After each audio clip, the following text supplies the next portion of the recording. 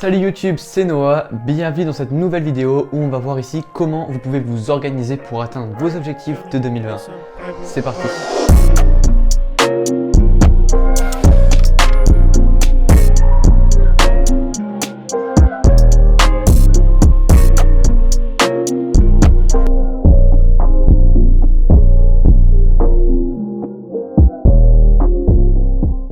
Donc du coup, la semaine dernière, j'ai sorti une grosse vidéo qui traite de tout ce qui est habitude, de comment créer de nouvelles habitudes et de comment supprimer des mauvaises habitudes. Donc du coup, je vous conseille vivement d'aller la voir si vous ne l'avez pas déjà vue parce que celle-ci sera très complémentaire. Et on va commencer avec la première astuce qui est de définir très clairement ses objectifs.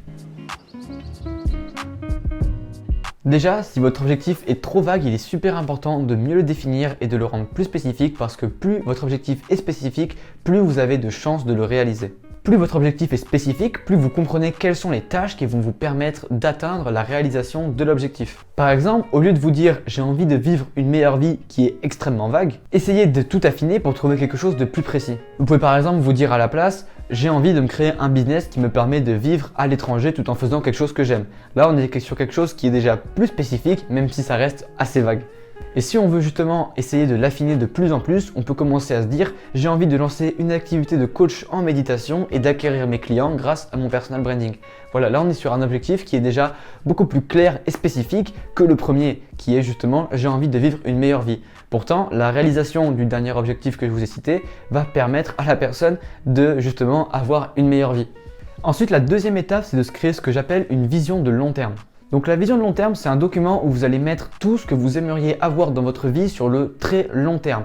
Donc moi personnellement, j'utilise 3 catégories principales pour définir ma vision de long terme qui sont premièrement carrière et argent, deuxièmement les relations et troisièmement la santé. Ça me permet d'avoir une vision globale et d'avoir une idée de comment j'aimerais que ces piliers majeurs de ma vie soient sur le long terme. En termes de durée, je vous conseille de prendre quelque chose de très éloigné en fait, tout simplement parce que l'objectif ici de la vision de long terme, c'est pas que justement vous réalisiez à l'exactitude votre vision de long terme, mais plutôt d'avoir une direction, une marche à suivre. En fait, la vision de long terme, c'est comme un phare en fait, c'est comme une lumière très lointaine qui va vous diriger vers la bonne direction.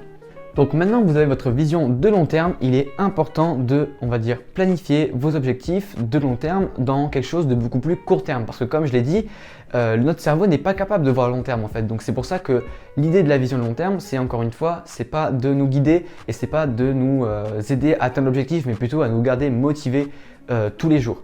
Donc c'est pour ça que moi par exemple j'utilise la méthode de Stan Leloup qui est la méthode des 90 jours et donc du coup tout simplement je planifie mes objectifs sur 90 jours. Et ça permet vraiment d'avoir le compromis parfait entre flexibilité et à la fois assez longue durée parce que au bout de 90 jours, vous allez pouvoir commencer à avoir des résultats et voir si les actions que vous avez mises en place commencent à avoir de l'attraction. Mais ça reste quand même assez flexible pour que tous les 90 jours, vous puissiez vous poser la question « Ok, est-ce que je continue sur cette direction ou est-ce que je change d'axe ?» Ça va également vous permettre d'éviter la procrastination du style est-ce que c'est vraiment la bonne chose que je suis en train de faire, est-ce que je ne devrais pas faire autre chose, etc. Et ça va vous permettre aussi d'éviter un petit peu le Shiny Object Syndrome dans le sens où en fait vous avez 90 jours pour tester un projet. Si ça ne marche pas, vous pouvez passer à autre chose, mais vous avez quand même 90 jours pour faire en sorte que ça marche. Et au bout de 90 jours, si vous êtes régulier, normalement vous pouvez commencer à avoir de l'attraction et voir si vous avez des résultats. Et voilà, ça peut vraiment être un bon moyen d'éviter justement voilà, du coup, le Shiny Object Syndrome, c'est-à-dire le syndrome de l'objet brillant, qui est en fait le fait que globalement l'herbe est toujours plus verte ailleurs. En fait, on a toujours envie d'essayer un autre business, essayer autre chose, voir si c'est pas plus facile de l'autre côté, etc. Alors qu'en réalité, l'herbe est verte là où on l'arrose. Donc du coup, pour les 90 prochains jours, on va trouver un objectif qui va vous permettre de vous rapprocher de votre vision de long terme. Donc là, on va regarder ici l'exemple que vous souhaitez avoir votre propre business en ligne pour voyager tout en travaillant. Donc du coup, l'idée ici, c'est qu'on va se donner par exemple pour les 90 prochains jours, essayer de faire ses premiers 1000 € avec le SMMA. Si on voit qu'au bout de 90 jours à faire de la prospection, eh bien, on n'y arrive pas, que c'est trop difficile pour nous, etc. Eh bien, on peut se dire, ok, soit j'ai vraiment envie d'avoir une agence SMMA, je sais que c'est le business que je veux faire, du coup, on persévère et on reste sur ce business. Soit par exemple, on peut se dire, bon, ok, j'ai passé 90 jours à tester le SMMA, ça n'a pas trop porté ses fruits, j'ai appris des choses, mais voilà, j'ai pas réussi à avoir les résultats que je voulais. Peut-être que je peux essayer le dropshipping et du coup, vous pouvez vous dire, ok, bah pour les 90 prochains jours, je vais essayer de faire du dropshipping. Mais encore une fois, voilà, il faut rester, on va dire, fiable à son objectif de base pour les 90 jours. Parce que si vous commencez à tous les 10 jours à changer d'objectif et à changer de direction, eh bien vous n'avancerez jamais. D'où l'intérêt justement de garder les 90 jours. Pour en revenir à l'objectif que je viens de citer, c'est-à-dire faire ses premiers 1000 € en 90 jours avec le SMMA, son problème c'est qu'il n'est pas directement quantifiable et contrôlable. Du coup, la clé, c'est de le convertir en actions justement quantifiables et contrôlables que vous pouvez faire au quotidien qui vont vous permettre d'aller vers l'objectif. Donc, si on veut faire ses premiers 1000 € en SMMA en 90 jours, et bien du coup, il faut faire de la prospection pour essayer de signer ses premiers clients. Du coup, un nouvel objectif qu'on pourrait se faire, ça serait par exemple de contacter 10 clients potentiels tous les jours pendant 90 jours. Ça fait du coup 900 demandes de contact, 900 demandes de prospection en 90 jours et je pense qu'avec 900 demandes de contact, si vous avez les bonnes stratégies et les bonnes méthodes, vous pouvez largement faire vos premiers 1000 € en SMMA.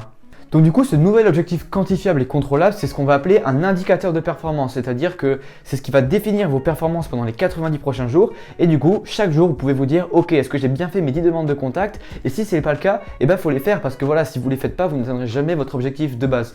Donc vraiment, c'est hyper important de transformer un objectif, on va dire, incontrôlable et non quantifiable en des actions précises, quotidiennes et quantifiables que vous allez du coup pouvoir appliquer chaque jour et qui vont vous rapprocher vers votre objectif.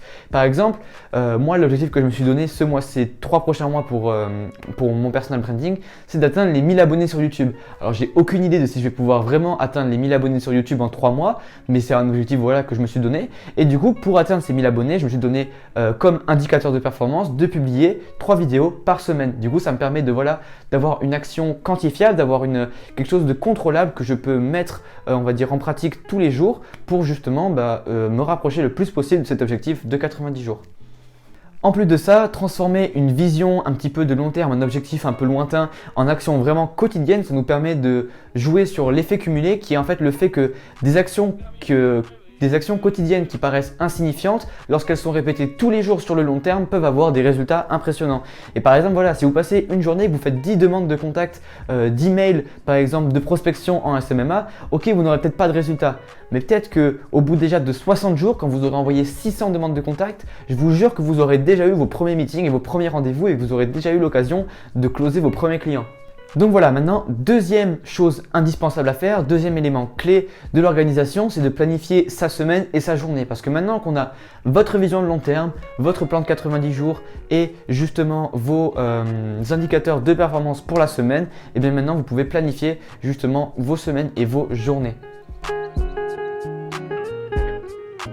Faire un plan de la semaine que vous allez voir, ça va vous permettre d'analyser votre situation et de prendre les meilleures décisions chaque semaine en analysant qu'est-ce qui a marché ou qui n'a pas marché la semaine précédente et en voyant comment vous pouvez améliorer la semaine qui va suivre en fait. Encore une fois, l'idée ici c'est de garder une mentalité de progression. J'en parlais dans ma vidéo sur les habitudes et voilà, il faut garder une mentalité de progression. Vous ne serez pas parfait dès votre premier jour de travail, mais l'idée c'est que vous devez vous organiser et vous devez avoir un système qui vous permet de vous améliorer tous les jours. De cette manière, la procrastination, ce n'est plus quelque chose de totalement terrible et à bannir absolument de votre vie. C'est simplement un élément qu'il faut essayer de réduire le plus possible de votre vie et de votre quotidien pour procrastiner de moins en moins et vous améliorer là-dessus. Mais évidemment, vous ne pourrez pas devenir parfait du jour au lendemain. Du coup, il ne faut pas se flageller, il ne faut pas culpabiliser d'avoir procrastiné. C'est normal, c'est humain de procrastiner, mais il faut essayer de procrastiner de moins en moins. Et vous verrez que plus vous avancerez, plus vous arriverez à travailler longtemps et à moins procrastiner, plus vous ferez travailler votre volonté et plus ça sera facile pour vous en fait. Du coup, chaque semaine, vous allez écrire tous les projets et tâches que vous avez en cours et essayer de les trier pour voir quelle est la priorité et qu'est-ce qui est important de faire. Et ensuite, ce que vous allez faire, c'est que chaque jour, vous allez consulter votre plan de la semaine et vous allez faire les tâches qui sont importantes à faire dans la journée. Par exemple, moi, j'ai 2 projets distincts. C'est un premier projet qui est mon projet personal branding, donc qui va contenir en fait tout ce qui est création de contenu, donc vidéo YouTube, post sur Facebook, post sur Instagram, story, TikTok, toutes ces choses-là. D'ailleurs, je suis en train actuellement d'essayer de faire un défi de 30 jours de TikTok, donc allez me suivre pour voir ce que ça va faire. J'ai envie de tester la plateforme et voir ce que ça va donner. Vu qu'il y a pas mal, par exemple de Gary Vaynerchuk en parle beaucoup, dit que c'est une énorme plateforme qui a beaucoup d'avenir. Donc du coup, voilà, je tente ma chance. Donc vous pouvez aller suivre mes tests sur TikTok, les liens sont dans la description normalement. Et donc du coup, voilà, tout ce qui concerne la création de contenu et ce qui va aussi concerner tout ce qui est, on va dire, mes coachings ou en fait voilà, tout ce qui va parler de mon personal branding en général va être dans un projet personal branding où je vais mettre dedans toutes les tâches que j'ai à faire. Donc par exemple, écrire les vidéos YouTube, les tourner, les monter, écrire les posts sur Facebook, les publier. Et du coup, voilà, toutes ces choses-là vont être inscrites sous justement ce projet personal branding. Et je vais faire la même chose pour le SMMA où je vais faire SMMA avec un projet, avec du coup une sorte de, avec en dessous tout ce qui concerne la prospection, avec par exemple faire mes 10 demandes de contact par jour, de toutes ces choses-là. Par exemple, gérer les campagnes de pub pour mes clients actuels. Voilà, tout ça en fait va être regroupé dans mon plan de la semaine. Donc là, vous avez un exemple de plan de la semaine que j'ai fait. Je ne sais pas si vous pouvez bien voir, mais en gros, comment ça marche, c'est comme je l'ai dit. Là, il y a un projet personal branding. Là, il y a tout ce qui concerne le SMMA, donc prospection et service delivery. Et du coup, je note les tâches que j'ai à faire. J'aime bien aussi mettre à côté en fait les jours où je dois les faire. En fait, les tâches quotidiennes. J'aime bien écrire par exemple LMMJVSD, tu vois, pour lundi, mardi, mercredi, jeudi, vendredi, samedi, dimanche, et de cocher en fait chaque jour où je l'ai fait et de surligner en fait. Donc j'aime bien faire ça et c'est comme ça que je m'organise. Et du coup, là à côté, vous pouvez voir une journée. Donc c'est à dire que je regarde mon plan de la semaine, j'écris ce que j'ai à faire. Et je coche quand c'est fait et à la fin de la journée je fais un petit bilan, un petit résumé de qu'est-ce que j'ai bien fait, qu'est-ce que j'ai pas fait, une analyse en fait. J'aime bien aussi créer un projet à part entière qui s'appelle To Do et qui concerne en fait toutes les choses que je dois faire en fait pour mon agence ou alors pour mon personal branding, parce que en fait ça arrive souvent que dans la journée on est là, on est à la salle de sport, on est en train de faire autre chose, en train de manger, et d'un coup vous regardez une vidéo, vous regardez un truc et là vous vous dites tiens, ça serait sympa que j'implémente tel truc dans mon agence ou tel truc dans mon personal branding, etc. Sauf que si vous le notez pas et que vous n'essayez pas vraiment de le mettre en place, vous le ferez jamais. Du coup, moi, l'idée, c'est que j'ai une petite note sur Evernote qui s'appelle To Do. Et du coup, en fait, dans les To Do, j'écris justement les choses que je dois faire, les To Do. Et quand j'arrive sur mon plan de la semaine, sur mon plan de la journée, je regarde cette note To Do et je rajoute dans mon plan de la semaine, en fait, les tâches que j'ai fait. Ensuite, quand chaque journée je me pose pour regarder mon plan de la semaine et et planifier les tâches, je regarde si cette tâche est pertinente et si c'est important que je la fasse aujourd'hui et je la fais ou pas en fait. Donc c'est comme ça que ça marche. Ça permet de ne littéralement rien oublier et de vous assurer que vous avez toujours tout ce que vous vous dites que vous voulez faire noter dans la tête. Et deuxième avantage, c'est que en fait le problème de quand on note pas les petites idées qui nous viennent en tête, c'est que ça crée ce qu'on appelle un peu des boucles ouvertes dans notre cerveau. C'est-à-dire qu'on a un truc et on se dit tiens, il faut que je me rappelle de ça, il faudrait que je le fasse. Sauf que si on ne le note pas en fait, on va finir par l'oublier et on va finir par s'en rappeler et ça va nous pomper de l'énergie toute la journée. Donc quand vous êtes entrepreneur, votre énergie est ultra importante. Vous devez vraiment l'économiser le plus possible. Donc dès que vous avez une idée, dès que vous avez un truc qui vous vient en tête, je vous conseille de le noter dans une application de prise de notes comme Evernote ou Beer, parce que vraiment ça fait grave la différence sur le long terme, parce que voilà, votre cerveau ne sera pas encombré de plein de petites choses à penser, de plein de petites responsabilités que vous vous dites tiens, je devrais faire ça, je dois faire ça, mais qu'au final vous ne faites jamais parce que vous ne le notez pas. Ensuite, petit truc important, je vous conseille vraiment de surligner ou de barrer les tâches dès qu'elles sont effectuées, parce que ça va libérer un petit peu de dopamine et ça va vous permettre en fait d'avoir une sorte de sentiment de satisfaction de compléter votre cahier, de compléter vos tâches en fait. Donc c'est hyper important de ressentir de la gratification lorsque on travaille, parce qu'il faut réussir à rendre le travail, on va dire, amusant et de le rendre en fait de sorte à ce que ça fasse du bien à notre cerveau, parce que si notre travail est juste une corvée, vous verrez très vite que votre cerveau va vous empêcher de travailler. Donc c'est pour ça qu'il faut rendre le travail le plus attrayant possible pour justement rester discipliné et motivé sur le long terme, parce que c'est impossible de faire quelque chose sur un très long terme sans aimer ça en fait. Voilà, on peut pas se forcer à faire quelque chose qu'on n'aime pas pendant longtemps. Donc si vous voulez monter un business, il faut que vous appreniez à aimer le processus de création du business en fait. Vraiment, et voilà, et justement les résultats, on va dire un peu plus extérieurs, c'est-à-dire avoir beaucoup d'argent, pouvoir voyager, etc. Ces objectifs un petit peu vont pas être des motivations suffisantes en fait. C'est-à-dire que si votre seule motivation pour monter un business c'est de vous acheter une Lamborghini, mais que vous n'aimez pas travailler, vous n'aimez pas votre business, eh bien vous n'arriverez probablement pas à maintenir votre business sur le long terme et donc vous n'arriverez probablement pas à avoir des résultats. C'est pour ça qu'il faut vraiment apprendre à aimer au quotidien, aimer le processus de création du business. Et pour cela, le mieux, c'est voilà, de cocher les cases, de les surligner, de les barrer, de trouver ça agréable en fait, de compléter sa to-do list, de trouver ça agréable, de compléter son plan de la semaine, de compléter ses tâches journalières, parce que c'est ce qui va nous garder motivés et nous donner un sentiment de satisfaction au quotidien. Ensuite, pour bien prioriser vos tâches, je vous conseille de les passer sous le cadran suivant. Donc je vais le mettre, je pense, juste là au montage. Donc ce cadran, il est découpé en 4 parties. Donc on a 4 types de tâches. On a les tâches urgentes et importantes. Alors ça, c'est les tâches qui doivent absolument être faites et au plus vite. Ensuite, on a les tâches importantes mais pas urgentes. Le problème de ces tâches, c'est que comme je l'ai dit, elles sont importantes, donc c'est des choses que vous devez faire dans votre business. Mais si vous ne mettez pas vous-même de deadline, si vous ne mettez pas vous-même de date précise pour accomplir la tâche, eh bien c'est le genre de choses que l'on va finir par reporter au lendemain à la chaîne en fait. Donc c'est vraiment très important, lorsque vous voyez une tâche importante et urgente, assurez-vous de vraiment faire ces tâches en priorité et de vous mettre vous-même une deadline pour l'accomplir.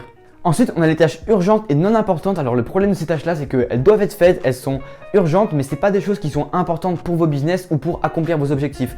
Du coup, le mieux de ces tâches, c'est de soit arriver à les déléguer ou soit de, je sais pas, de prendre une journée entière pour faire toutes ces tâches à la chaîne, toutes les faire comme ça c'est fait, comme ça vous prend pas d'attention et d'énergie. Il faut vraiment faire hyper attention parce qu'en fait, en tant qu'être humain, on a tendance à prioriser inconsciemment les tâches urgentes mais pas importantes au défaut en fait des tâches qui sont importantes mais pas urgentes. Sauf que si vous voulez réussir dans le business, il faut vous concentrer sur ce qui est important vraiment.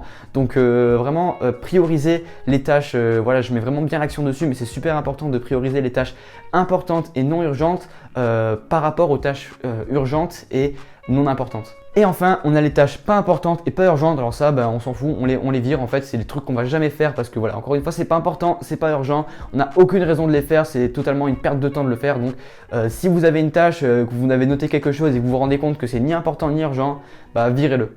Donc voilà, et en troisième partie de cette vidéo, je vais vous donner mes astuces pour rester motivé et discipliné sur le long terme. Donc c'est tous les petits trucs, toutes les petites choses que je fais au quotidien et qui me permettent de tromper mon cerveau et de me rendre plus discipliné et plus motivé au quotidien. Donc je vais vous les partager tout de suite. Donc la première chose que je fais chaque semaine lorsque je crée mon plan de la semaine, c'est de me créer un contrat avec moi-même.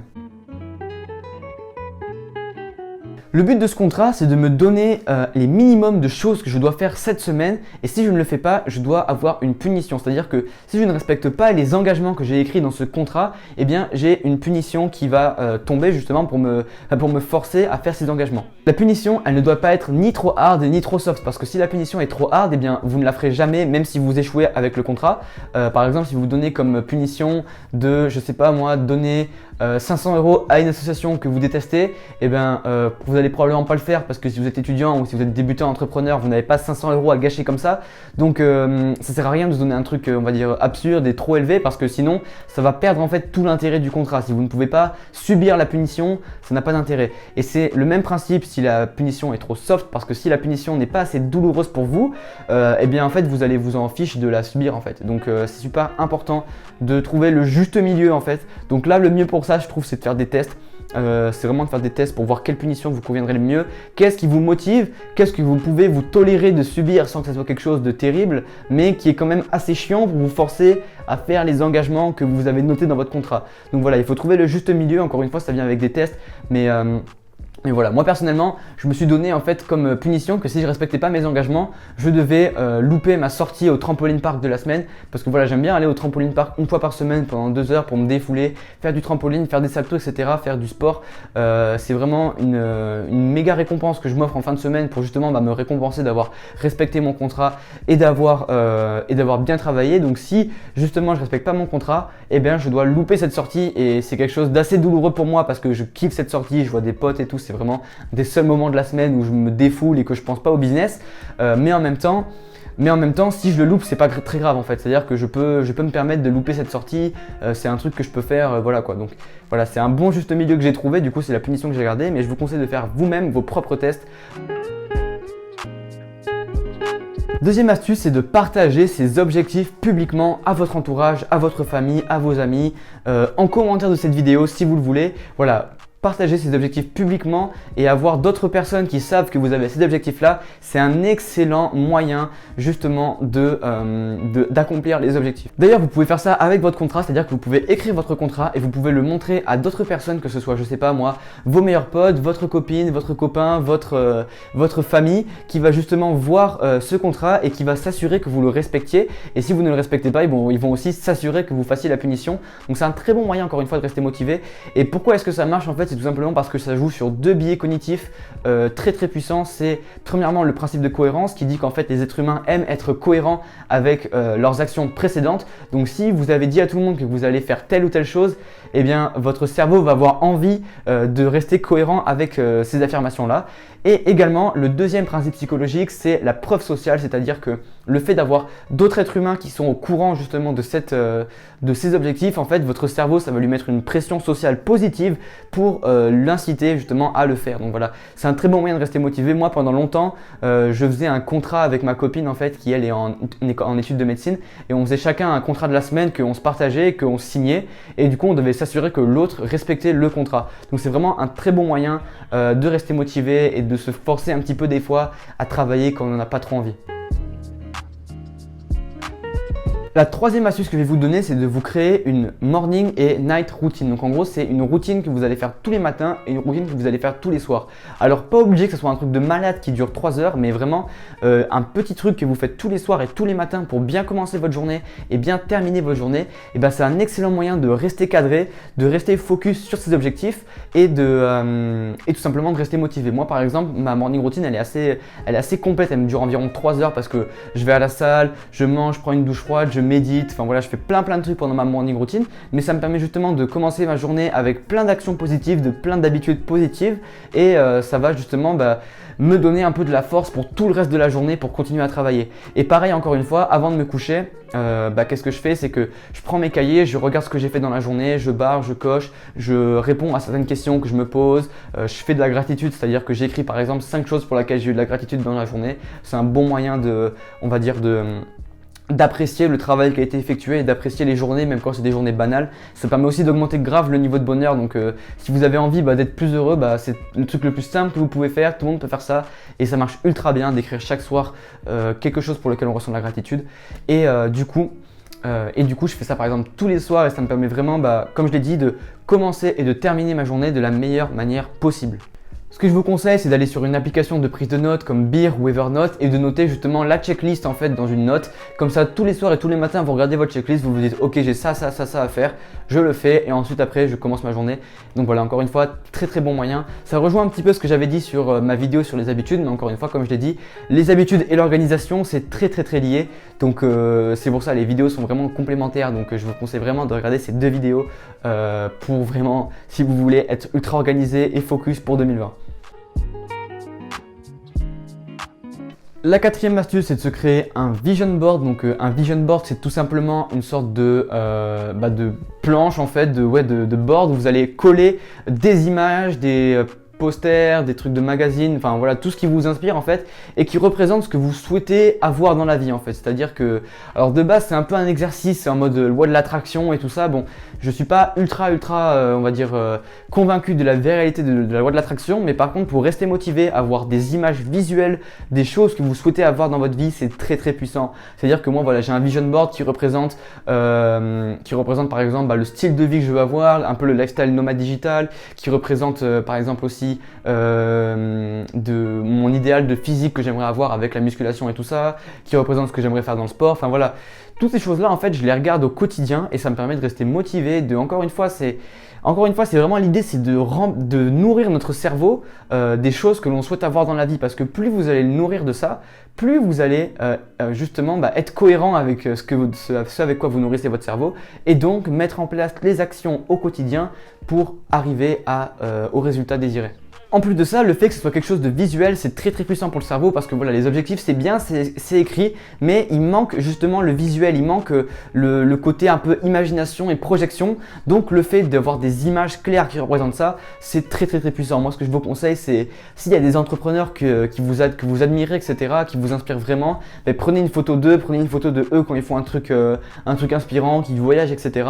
Ça va vraiment vous permettre de vous mettre dans le bon état d'esprit dès le matin ou dès le soir. Moi par exemple, c'est avant de me coucher, je regarde mon vision board pour avoir une sorte de bouffée d'inspiration et de motivation en fait avant de dormir.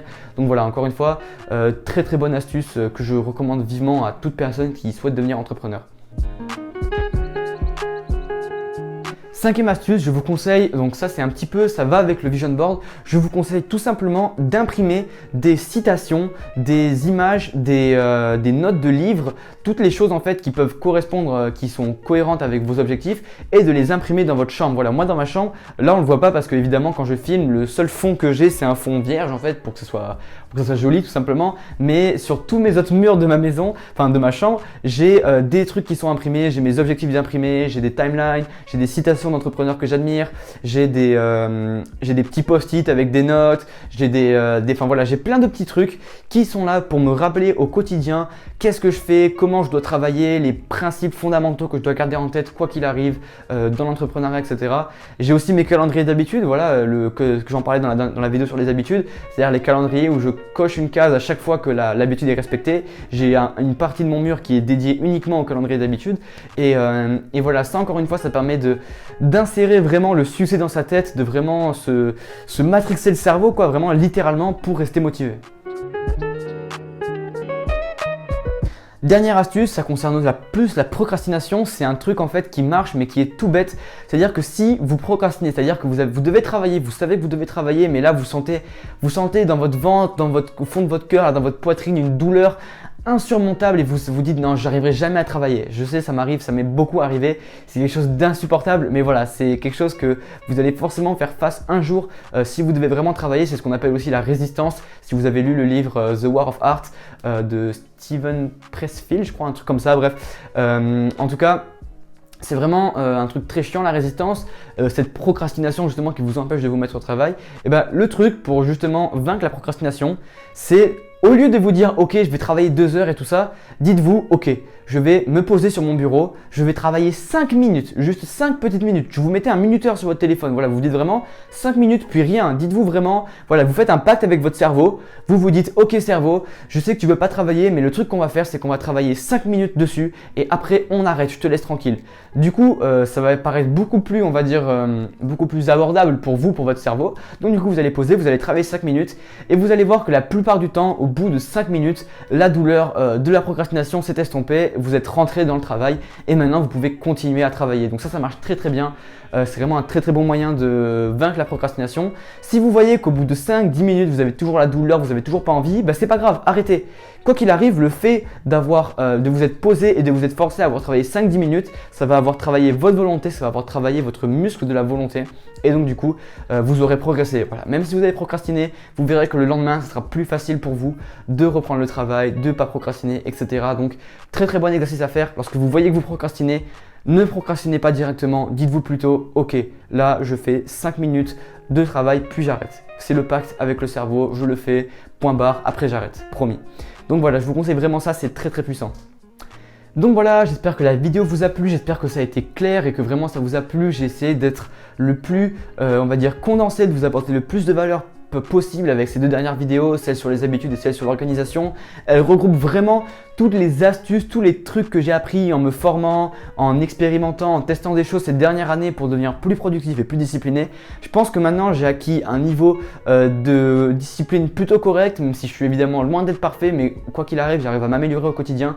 Donc vraiment voilà, je suis plutôt content de ce que j'ai réussi à accomplir dans ce niveau-là. C'est pour ça que je voulais vraiment vous partager ça parce que si j'avais pu avoir ces 2 vidéos que j'ai faites justement quand j'ai commencé l'entrepreneuriat et que je galérais, j'aurais vraiment été hyper refait et ça m'aurait sûrement fait gagner des mois et des mois de galères, de procrastination, de périodes de motivation, démotivation, etc.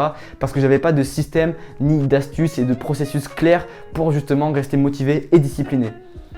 Donc encore une fois, si la vidéo vous a plu et vous a apporté de la valeur, n'hésitez pas à me laisser un like pour me soutenir, ça me ferait ultra plaisir. J'ai passé beaucoup de temps sur ces vidéos pour en faire les choses les plus précises et condensées possibles. Donc vraiment voilà, ça me ferait ultra plaisir que vous likez cette vidéo. N'hésitez pas à me laisser un commentaire sous la vidéo, déjà pour me donner votre avis et votre feedback pour savoir comment est-ce que je pourrais améliorer mes vidéos, comment est-ce que je pourrais les rendre plus claires, plus précises, pour vous apporter tout simplement plus de valeur, parce que c'est vraiment mon objectif avec cette chaîne, c'est de vous apporter de la valeur. Si vous êtes comme moi, si vous êtes étudiant, si vous êtes jeune, ou même tout simplement voilà, vous devez devenir entrepreneur et que vous voulez vraiment apprendre cette compétence que l'entrepreneuriat et changer votre vie, vraiment voilà, dites-moi comment est-ce que je pourrais vous aider le plus possible, qu'est-ce qui vous bloque le plus. Donc voilà, vous pouvez me dire ça en commentaire.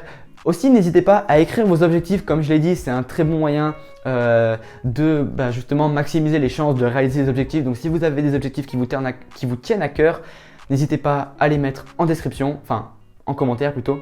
Si vous souhaitez discuter directement avec moi, vous pouvez me contacter sur Facebook et sur Instagram. Actuellement, je réponds à tous mes DM.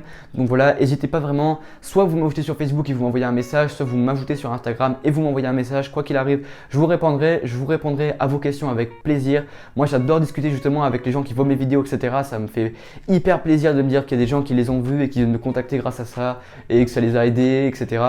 Si vous voulez aussi, j'ai créé une communauté d'entrepreneurs sur Facebook qui est un groupe Facebook. Le lien est dans la description. Je vous conseille vraiment de le rejoindre si vous souhaitez monter votre agence SMMA ou votre propre marque personnelle, votre propre personal brand. Je vous conseille vraiment de le rejoindre dans ce groupe. Je vais partager beaucoup d'astuces, etc. Actuellement, on n'est pas beaucoup. C'est pour ça vraiment, ça me ferait ultra plaisir que vous rejoigniez parce que plus on sera de monde, plus justement il y aura de personnes actives et plus je pourrai apporter de la valeur et plus je pourrai créer des interactions, des choses comme ça dans ce groupe. Donc vraiment, je vous conseille vraiment de le rejoindre. Ça me ferait ultra plaisir. N'hésitez pas à le partager aussi à vos amis qui souhaiteraient monter leur business. Donc voilà, comme je l'ai dit, le lien est dans la description. Abonnez-vous à la chaîne et activez la cloche pour ne pas manquer les prochaines vidéos. C'était Noah. Ciao.